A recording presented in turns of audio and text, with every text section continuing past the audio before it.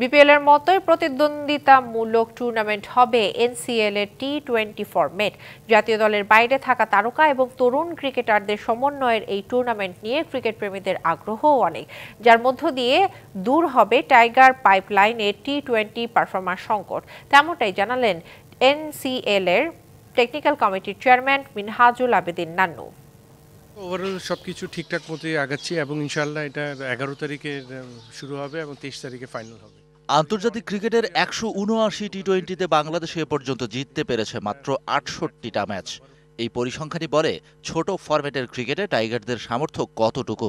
একটা বিপিএল ছাড়া টি-20-র আর কোনো ঘরোয়া লিগ না থাকায় এই ফরম্যাটে বরাবরই ব্যাকফুটে থাকে বাংলাদেশ। সেই ভাবনা থেকেই এবার জাতীয় লিগের সাথে সংযোজন করা হয়েছে টি-20 লিগ।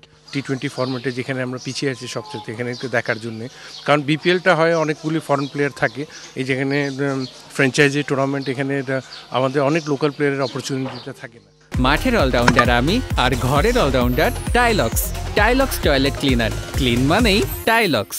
জাতীয় দলের প্রধান নির্বাচকের দায়িত্ব পালন করতে গিয়েই মিনহাজুল আবেদিন নান্নু বুঝেছেন ছোট ফরম্যাটে পারফরমারের অভাব কতটা ভোগায় টাইগারদের।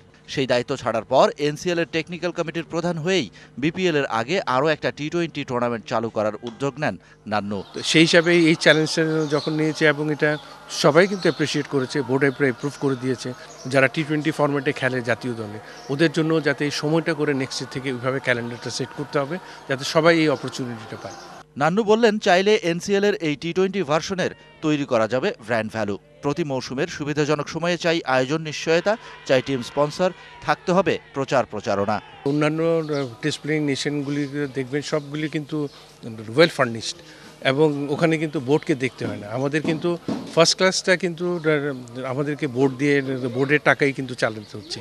এটা কিন্তু ডিফিকাল্ট প্রতি বছর চালানো। এনসিএল এর সাথে টি-20 টুর্নামেন্ট সংযোজন নিঃসন্দেহে এই ফরম্যাটে টাইগার স্কোয়াডকে করবে আরও সমৃদ্ধ। তবে সেই আয়োজন দায়সারা মোড়কে যেন আবদ্ধ না হয়, সেটাই প্রত্যাশা সংশ্লিষ্টদের। আগামী সপ্তাহে হয়তো বোঝা যাবে যে টিকিট থাকবে কিনা, যেহেতু ফার্স্ট রাউন্ডটা সিলেটে হচ্ছে। Shahan Papon, DBC news, Dhaka.